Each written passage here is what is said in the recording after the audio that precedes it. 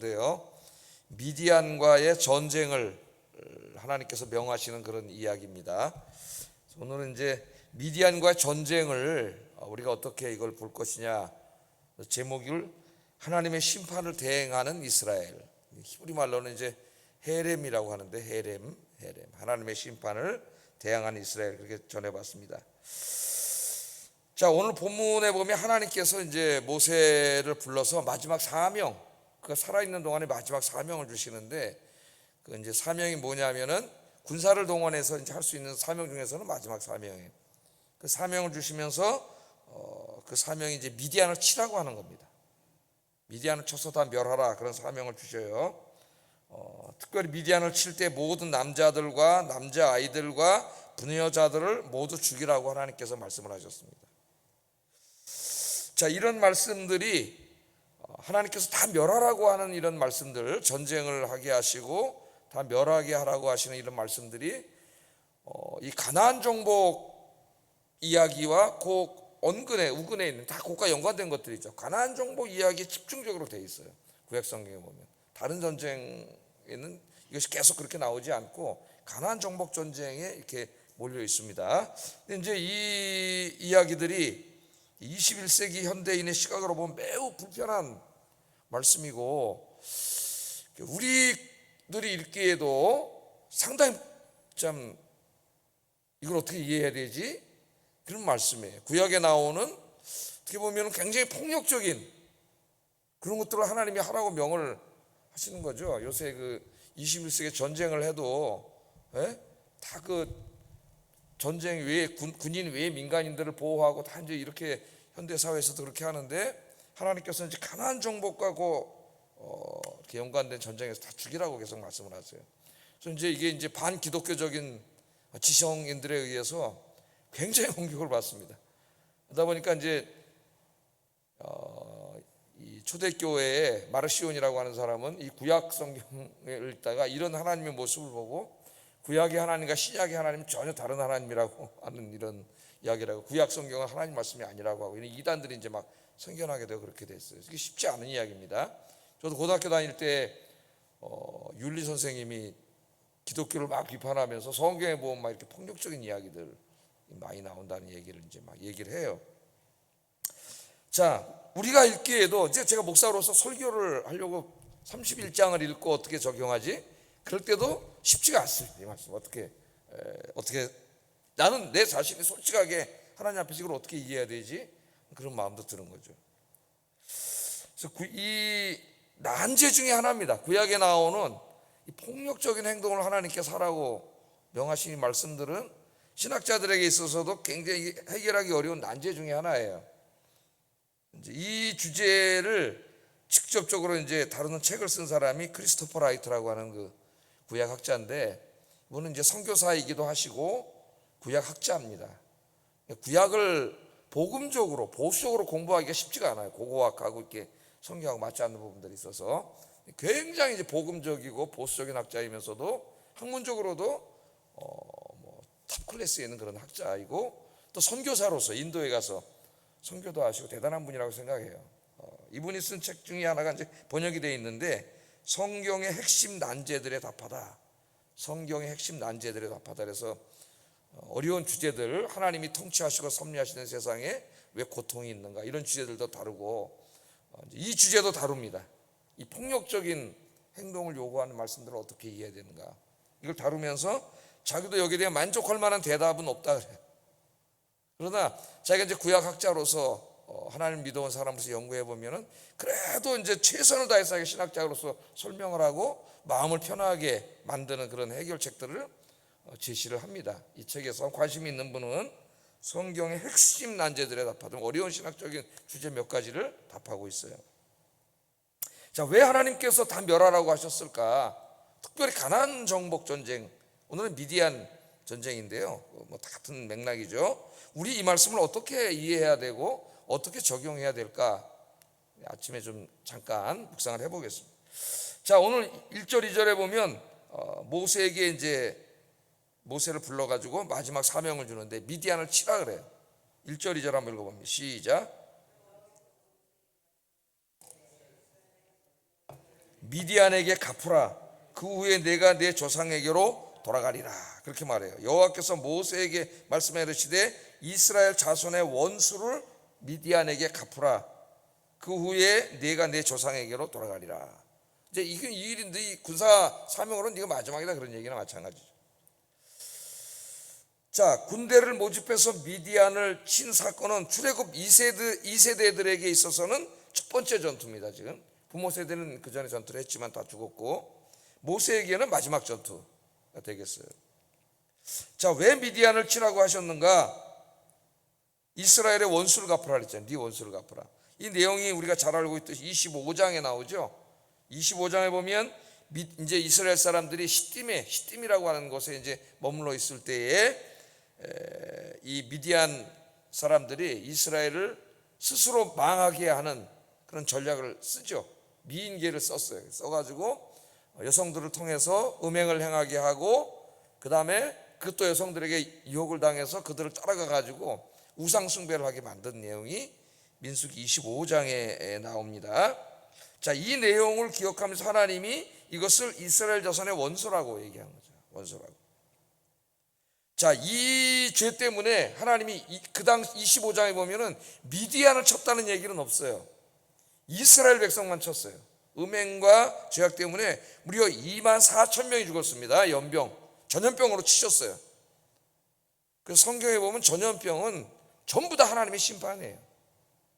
21세기에 자꾸 목사 신학자들이 이제 아니라고 얘기하려고 노력을 해요. 이 코로나와의 관계를 어떻게 해석해야 되느냐. 근데 성경에 나오는 모든 전염병은 하나님의 심판으로 나옵니다. 자, 24,000명이 죽었다고 민수기에 나오고 또 사도 바울은 고린도전서 10장에서 23,000명이 죽었다고 그래서 왜 1,000명 차이가 나느냐. 그래서 제가 가르쳐드리는 거 이해가 되시죠? 연병으로 죽은 사람이 23,000명이고 1,000명은 이제 심판을 받아서 죽었다고 하는 게 유대인들의 해석이라고 랍비들의. 자, 24,000명이 죽은 거죠. 예? 그리고 이 일이 있은 거예요. 그리고 오늘 2세대들에게 26장에 보면 2세대들 인구 조사를 하고 2세대 중심의 이제 그 역사가 시작이 되는데 2세대들에게 그때 일을 기억하면서 네 부모 세대를 다 우상 숭배에 빠뜨리고 음행을 하게 만든 그 미디안 사람들, 그 너희의 원수. 좀 있으면 여호와 하나님의 원수라 그래요. 이거 치라고 그렇게 이야기합니다. 이 내용이 이제 민수기 25장 17절 18절에 이미 1세대들에게 얘기를 했어요. 근데 시행을 안 한 거지. 한번 읽어보겠습니다. 시작. 그들을 치라. 이는 그들이 속임수로 너희를 대적하되 부월의 일과 미디안 지휘관의 딸 곧 부월의 일로 연병이 일어난 날에 죽임을 당한 그들의 자매 고스비의 사건으로 너희를 유혹하였음이라. 이 얘기는 우리가 공부를 했습니다. 자, 출애굽 1세대 이야기는 민수기 25장에서 끝. 민수기 1장에서 인구조사하고 25장까지가 출애굽 1세대 부모 세대의 이야기라면 26장에 두 번째 인구조사를 하면서는 이제부터는 2세대 출애굽할 당시에 20세 이하에 있던 자녀 세대가 시작된다 그랬죠. 그래서 이제 26장부터는 2세대 이야기입니다. 그러니까 1세대에 명령을 하신 거예요. 25장에 명령을 하셨잖아요. 미디안 치라고 일단. 근데 그때 이제 24,000 연병으로 죽고 1세대가 다 죽고 막 이러다 보니까 미디안을 치지 못하고 있다가 치지 않으니까 하나님이 이제 다시 2세대에게 첫 사명으로 준 것이 너희를 우상 숭배와 이 음행에 빠뜨리게 했던 미디안을 치라는 명령을 첫 사명으로 주셨어요. 자, 그러면서 아까는 뭐라 그랬어요? 1, 2절에서는 이스라엘 자손의 원수를 미디안에 갚아라 그랬죠. 그런데 이제 그것을 3절에서는 다시 여호와의 원수를 갚으라는 말로 하나님이 바꿔서 말씀을 합니다. 3절 읽어보겠습니다. 시작. 전쟁에 나갈 사람을 무장시키고 미디안을 치러 보내어 여호와의 원수를 갚아라. 여호와의 원수를 갚아라. 그러니까 하나님의 백성들을 음행하게 만들고 그 다음에 우상 숭배하게 만들고 하나님을 섬기고 예배해야 될 사람들인데 거룩하게 살아갈 사람들인데 그렇게 만든 것은 첫째는 이스라엘을 무너뜨린 그들의 대적일 뿐만 아니라 이스라엘 백성들의 하나님 대신 하나님의 대적자들이에요. 하나님의 대적자들. 그래서 여호와의 원수를 갚으라는 말로 다시 말씀을 하세요. 너희의 원수, 즉 또 여호와의 원수예요. 원수를 갚으라 그렇게 말씀합니다. 그래서 이제 모세가 이 일을 수행을 하는데, 이 전쟁은 12지파 중에 어느 지파가 위험을 당해가지고 전쟁을 하는, 사사기에 나오는 그런 전쟁이 아니라 지금 하나님의 명령을 받아서 어떻게 되는 거예요? 미디안을 쳐야 되는 이스라엘 공동체 전체의 사명이에요. 그래서 이 일을 어떻게 하냐면은 12지파가 모두 참여하게 만듭니다. 이 전쟁에. 그래서 각 지파에 1000명씩 뽑으라 그랬어요. 그럼 몇 명이 12지파니까 12,000명을 이제 뽑은 겁니다. 그래서 미디안을 쳐가지고 오늘 이제 어떻게 했냐면 미디안의 5명의 왕을 다 죽였다 그랬죠. 그 다음에 남자들을 다 죽였어요. 그 다음에 여기에 누가 죽어요? 타락한 선지자 발람도 잡아서 죽였습니다. 발람도 여기서 죽어요. 발람이. 결국 이 음행과 우상 숭배를 하도록 그런 지혜를 가르쳐 준 게 누구예요? 발람이잖아요. 발람. 자기가 저주해서 돈 벌으려고 했는데 하나님이 못하게 하시니까 저주는 못하고 축복을 계속 했잖아요. 그리고 이제 그러다 보니까 쫓겨났잖아요. 모압 왕 발락한테. 쫓겨나면서도 저 돈이 너무 아까워가지고 저걸 놓고 가기가 어려워서, 그럼 내가 저주는 못하지만 저들이, 당신이 저들을 저주할 수는 없지만 저들을 스스로 무너지게 하는 방법을 가르쳐 주겠습니다. 이게 여러분 굉장히 중요한 거라 그랬죠. 하나님의 백성들은 그들이 하나님을 잘 경외할 때는 아무도 그들을 저주하고 공격할 수가 없어요. 하나님 지켜주기 때문에. 그러나 스스로 무너질 수가 있어요. 그게 바로 이렇게 음행과 우상 숭배 죄를 짓는 거예요. 그러면 하나님의 보호막을 거두시면 그냥 스스로 무너지는 거예요. 스스로. 그걸 가르쳐줘서 빠지게 한 그걸 가르쳐준 게 발람. 그래서 발람도 여기서 죽어요. 발람이 다 죽습니다. 7절 8절 한번 읽어보겠습니다. 시작. 여호와께서 모세에게 명령하신 대로 미디안을 쳐서 남자를 다 죽였고 죽인 자 외에 미디안 5왕을 죽였으니 미디안의 왕들은 에이와 레겜과 수루와 후루와 레바이며 또 부올의 아들 발람을 칼로 죽였더라. 그러니까 왕들의 이름도 다 기록했습니다. 여기 한 사람씩. 자, 그래서 이제 전쟁에서 이기고 12,000명이 이제 본무도 당당한 개선을 하는 거죠. 로마를 보면 옛날에 이 전쟁에서 이거 돌아오면 개선문에서 다 개선 행렬을 해주잖아요. 그럼 군중들이, 백성들이 나와서 막 박수 쳐주고, 막 우리나라 옛날에 올림픽에서 금메달 하나 땄 막 퍼레이드 해주는 것처럼 그런 것들을 해줬죠. 그래서 이제 보니까 오늘 말씀해 보면 모세와 대제사장과 다 지도자들이 나와서 이제 12,000명 싸우고 돌아오는 그 백성들을 환영하는 그런 자리를 이제 마련해 준 거예요.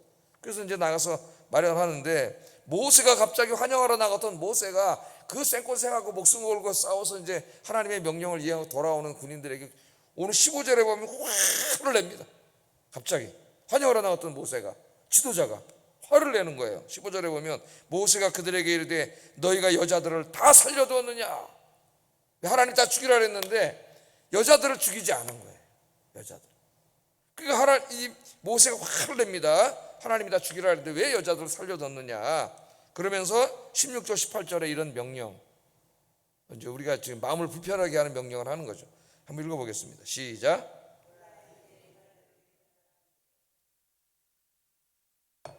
범죄하게 하여 여호와의 회중 가운데 연병이 일어나게 하였느니라. 그러므로 아이들 중에서 남자는 다 죽이고 남자와 동침하여 사내를 하는 여자도 다 죽이고 남자와 동침하지 아니하여 사내를 알지 못하는 여자들은 다 너희를 위하여 살려둘 것이니라. 그러니까 남자를 알지 못하는 여자만 살려두고, 거기는 이제 음행에 참여하지 않았으니까 그것만 남겨두고 나머지 여자들과 아이들 다 죽이라는 거예요.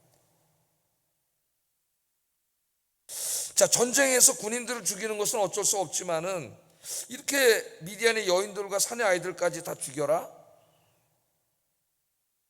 만약 이랬다면 어떻게 되겠어요? 지금 21세기 신문에 이게 어느 전쟁에서 어느 나라가 전쟁을 했는데 군인들만 죽인 게 아니라 들어가서 부녀자들 다 죽이고 아이들 다 죽이고, 이건 난리가 나겠죠. 국제적인 비난이 일어나고. 이 말씀을 이걸 어떻게 해야 되지?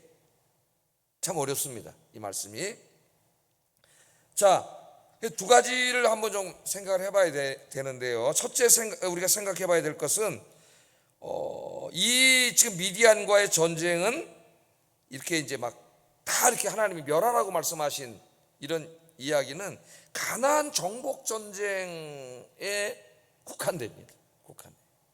물론 나중에 이제 사울 왕 때 아말렉 같이 하나님을 그렇게 대적했던 민족을 또 그렇게 한 적은 있는데, 그러니까 모든 전쟁에서 그렇게 하라는 말씀이 아니에요. 믿지 않는 나라들과 싸울 때, 전쟁할 때 다 이렇게 멸절하라 그러지 않고 이게 한시적이고 기간도 가나안 정복에 집중되어 있다는 걸 먼저 생각을 해야 됩니다. 그러니까 이것은 모든 전쟁에 대한 모델을 제시하는 것이 아니고 어떤 그 당시에 특별한 하나님의 목적을 수행하기 위한 전쟁임을 알 수가 있어요. 우리 포괄적으로 살펴보면, 또한 전쟁이 이긴 다음에 모두를 죽이는 것은 그 당시에, 지금으로서는 있을 수 없는 일이지만 그 당시 역사적 상황에서는 그냥 보통 있는 일이에요. 흔한 일. 그러니까 아무도 그 당시 사람들 이상하게 생각하지 않아요. 오늘 이제 우리 21세기 관점에서 볼 때 이상하게 생각을 하는 건데, 자, 그러니까 특별한 목적을 위한 것이라는 걸 알 수가 있습니다. 모든 전쟁을 그렇게 된다는 게 아니에요. 그래서 이 말씀을 잘못 읽어가지고 간혹 기독교인들 중에 막 저 산에 갔다 막 절 옆에 가서 뭐 있는 불상대로 무수고 남의 종교에 우상이라 그래가지고 남 기도하는데 뭐 이렇게 미신이지만 그것도 때려 부시고 막 이런 사람들 있잖아요. 그러면 안 되는 거죠. 그렇게 이걸 적용하라고 하신 말씀이 아니에요. 특별한 목적이 있습니다. 목적이. 자, 그 특별한 목적이 뭐냐? 이제 두 번째 우리가 생각을 해야 되는데, 그게 헤렘이라는 거예요. 헤렘. 자, 미디안과의 전쟁은 하나의 샘플이고 가나안의 모든 전쟁, 이 전쟁은 하나님의 심판을 대행하는 성전이라는 겁니다. 성전. 하나님의 심판을 대행하는 거예요.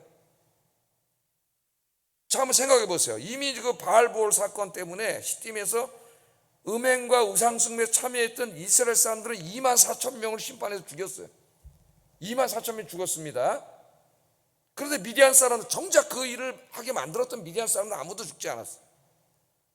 그럼 하나님은 이스라엘의 죄악에 대해서 심판할 때는 전염병, 연병으로 직접 치셨어요. 그런데 미디안 사람들은 직접 치시지 않고 지금 이스라엘의 군대를 통해서 그들을 심판하시도록 한 거예요. 똑같은 거예요. 그것만 다른 거죠. 수단만.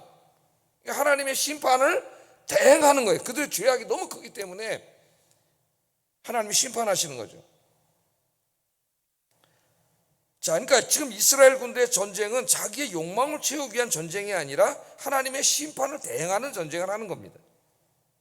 이걸 이제 전쟁, 성전이라 해서 예를 들면 막 러시아 같은 나라가 우크라이나에 쳐들어왔을 때 그 거대한 악 때문에 약한 사람들이 고통을 받고 있잖아요. 거기에 대해서 유엔이나 이런 국가연합, 자유지정 국가에서 그런 러시아 같은 나라를 칠 때 미국 사회에서 뭐라냐, 이걸 기독교적인 용어로 성전이라니, 성전. 이건 의로운 전쟁. 하나님을 대신해서 악을 심판하는 의로운 전쟁. 그 전쟁이 정당화되는 전쟁이 되는 거죠. 그렇게 이제 얘기를 많이 하잖아요. 자, 하나님께서 미디안을 치실 때 전염병으로 치실 수도 있습니다. 성경에는 보면 죄에 대해서는 반드시 하나님의 벌이 있어요. 이걸 우리가 알아야 됩니다. 죄를 지면 벌을 받아야죠. 여러분, 이 문명 국가에서 막 깡패짓으로 사람을 때리고 돈을 뺏고 살인을 하고 그랬는데 이놈은 판사들이 다 무죄야. 그냥 재판도 안 해. 지금 어떤 재판은 4년 동안 1심도 안 끝났어요. 우리나라 이 판사들이 지금 큰일입니다. 우리나라 재판도 안 하고 형벌도 안 내리고 이 사회가 어떻게 되겠어요? 죄를 지은 사람은 벌을 받아야죠. 그래야 사회 정의가 시행되는 거죠. 그 성경에 보면 죄에 대해서는 반드시 벌이 있어요. 어떤 때는 지금 여기처럼 연병으로 치실 때도 있었고, 또한 전쟁을 통해서 치실 때도 있었고, 극심한 가뭄을 통해서 치실 때도 있었고, 홍수와 같은 자연재해로 치실 때도 있었고, 소돔과 고모라는 유황불로 치실 때도 있었고, 어떤 사람은 그 생명을 하나님께서 거두어 가신 죽음으로 치실 때도 있어요. 성경에 다 나오는 겁니다. 죄에 대한 벌이에요. 심지어는 이게 구약에만 나오는 게 아니에요. 고린도전서에 보면은 사도 바울이 하나님의 성찬식에서 그 성찬을 욕되게 한 자들 중에 죽은 자들도 있고 병든 자들도 있다 그랬습니다. 우리 성경을 잘 읽어야 돼요. 많은 사람들이 죽고 병들고 그러는데 그 모든 게 그 사람의 그 죄에 직접적인 연관이 있는 건 아니라고 할지라도 그런 성찬을 욕되게 하면서 참여한 그것 때문에 죽은 자들이 있다 그래요. 하나님의 벌이 있다는 걸 알아야 돼요. 벌 중에 여러분 가장 무서운 벌이 뭔지 아십니까? 하나님과의 친교, 교제가 끊어지는 거예요. 교제가 끊어지는 거예요. 하나님과 교제가 끊어지면 어떻게 돼요? 은혜가 있을 때는 성경을 읽을 때 성경 말씀이 읽어지고 은혜가 되고 설교가 잘 들리고 아멘이 나오고 예배 시간에 감동과 감격 있고, 그러다가 내가 자꾸 죄를 짓고 그러면 하나님과의 밀접한 관계가 끊어지면 예배도 집중이 안 되고 성경도 안 읽어지고 설교도 안 들리고 찬송도 안 불러지고 모든 하나님과의 영적인 깊은 교제가 자꾸 멀어지는 그 상태, 그게 하나님의 지금 벌을 받고 있다는 걸 몰라요, 사람들이. 그게 제일 무서운 벌이에요. 그 나중에는 그 관계가 완전히 끊어지는 게 지옥 가는 거예요. 영원히 하나님 만나지 못하는. 빨리 깨달아야 됩니다. 그럴 때 내가 이거 하나님께 돌아가야 되겠구나, 그걸 깨달아야 돼요.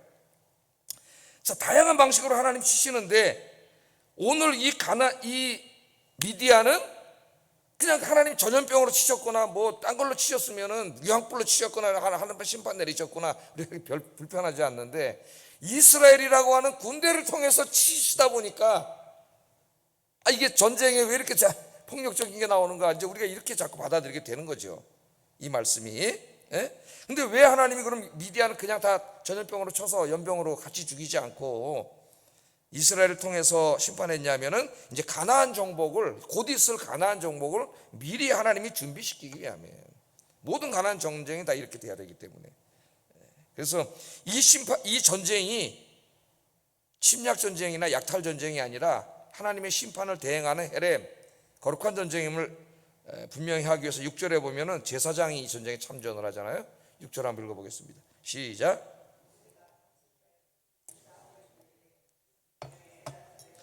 비누하스의 성소의 기구와 시노나파를 들려서 그들과 함께 전쟁에 보내. 비누하스에 대해서는 비누하스의 열심, 그래서 설교를 할 때 보면 잠깐 얘기한 적이 있어요. 한번 다시 찾아보세요. 자, 하나님의 심판이 있다. 모든 죄에 대해서는 하나님의 벌이 있다는 거, 의로우시고 공의로운 하나님이십니다. 그래서 우리가 받아야 될 죄책을 용서하시기 위해서 그냥 내가 너를 용서할게가 안 되는 거예요. 하나님은 공의 하나님이. 그래서 하나님의 아들, 하나님이신 그 성자 하나님께서 인간의 몸으로 오셔서 그 죄값을 다 자신이 받은 거예요, 대신. 그걸 아셔야 됩니다, 여러분. 그래서 이제 구원의 길을 지금 열어주셨죠. 예? 그러니까 가장 무서운 형벌은 마지막에 최후 심판이에요, 하나님 앞에. 이 하나님의 사랑을 끝까지 거부하고 하나님께로 돌아오지 않은 자들에게는 그들의 평생 지은 죄에 대한 벌이 있습니다. 영원한 형벌이 있어요. 요한계시록 21장 8절에 보면 그러나 두려워하는 자들과 믿지 아니하는 자들과 흉악한 자들과 살인자들과 음행하는 자들과 점술가들과 우상숭배자들과 거짓말하는 모든 자들은 불과 유황으로 타는 못에 던져지리니 이것이 둘째 사망이라. 이 육신이 죽는 게 문제가 아니에요. 영원한 죽음을 얻게 되는 형벌이 있는 것이죠. 자, 오늘 일단 신약의 31분이죠. 신약의 적용을 일단 하고 이제 우리가 기도를 해야 되는데, 이 말씀을 읽고 야, 하나님 미디안하고 전쟁이나 또 그 위에서 가나안 모든 전쟁에서 그냥 다 전쟁할 때 죽여버리라 그랬는데, 몰살시켜버리라 그랬는데, 없애버리라 그랬으니까 우리도 그렇게 막 여기 지금 막 하나님을 대적하고 막 우상숭배, 음란한 막 이런 거 다 그냥 가서 때려부시고 막 술집도 가서 때려부시고 막 뭐 이래야 되느냐, 이거 어떻게 적용해야 되느냐. 자, 신약 시대에도 여전히 성전이 있습니다. 하나님 말씀하셔요. 그 성전이 뭐냐면은 이런 물리적인 전쟁이 아니라 우리는 영적인 전쟁이라고 말씀하셨죠. 영적인 전쟁, 에베소서 6장 12절이에요. 에베소서 6장 12절. 우리의 씨름은 혈과 육을 상대하는 것이 아니요 통치자들과 권세들과 이 어둠의 세상 주관자들과 하늘에 있는 악의 영들을 상대함이라. 그러니까 사탄과 그 졸개에 타락한 그 악한 영들, 귀신들과 그들이 하수인들, 대리인들인 그 수많은 악인들과의 전쟁, 그 전쟁을 요한계시록에서는 아마겟돈 전쟁이라고 하는데, 그 아마겟돈 전쟁은 그 이단들이 말하듯이 무슨 저 중동에서 일어나는 3차 세계전쟁이 아니고 바로 이 영적인 전쟁입니다. 우리 인간의 모든 삶의 분야에서 일어나는 영적인 전쟁이에요. 영적인 전쟁. 그래서 이 영적인 전쟁을 지금 하고 있는 여러분들은 우리는 성전에 참여하고 있는 자들, 영적인 전쟁에 참여하고 있어요. 우리가 싸워야 할 무기는 이 시대 사람들처럼 칼과 창이 아니고 하나님의 전신갑주. 그 하나님의 전신갑주는 뭐냐? 핵심은 많은 것을 얘기하지만은 기도와 복음이에요. 기도와 복음. 기도와 하나님의 말씀입니다. 말씀. 그래서 고린도후서 10장 4절 5절에 이렇게 얘기하죠. 읽어보겠습니다. 시작. 하나님의 능력이라 모든 이론을 무너뜨리며 하나님 아는 것을 대적하여 높아진 것을 다 무너뜨리고 모든 생각을 사로잡아 그리스도에게 복종하게 하니. 이 땅에 지금 여러분 우리 사회 이 분야에 우리 같이 이 학문의 철학, 역사, 과학, 우리 문화, 정치, 사회, 경제, 교육 모든 부분 안에 하나님을 대적하여 높아진 이론과 이 미디안, 이 사악한 미디안의 영적인 세력들이 꽉 차 있잖아요. 하나님 없다 그러고 하나님 죽었다 그러고. 우리의 영적인 싸움은 이 기도와 복음, 주의 진리의 말씀을 가지고 그들과 싸우는 전쟁이에요. 이게 아마겟돈 전쟁의 핵심이에요. 핵심. 늘 기도로 무장하시고 주의 말씀을 들고 이 진리의 영적인 싸움을 싸워서 승리하시는 여러분 되길 주의 이름으로 축복합니다. 특별히 여기 보면은 이 미디안을 칠 때에 12지파에서 똑같이 1000명씩을 보냈다고 이렇게 4절 5절에 나오고 있어요. 이 영적인 전투에는 하나님이 우리 모두에게 주신 사명이기 때문에 우리 모두가 참여해야 돼. 다 직장도 다르고 전공도 다르고 성격도 다르고 성품도 다르지만 이 영적인 전쟁에 우리 모두가 참여해야 돼. 저 지금 더클러시 저쪽을 장악하는 어둠의 권세 우리의 기도와 복음으로 무너뜨리고 그 영적인 전쟁에서 승리함으로 저 수많은 사람들을 구원하는 우리 아영교 성도들 되시기를 주의 이름으로 축복합니다. 기도하겠습니다.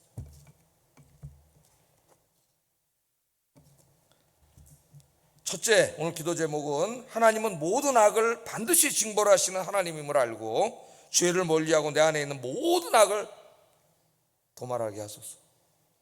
우리 기독교인도 예외가 아니에요. 죄를 멀리해야 됩니다.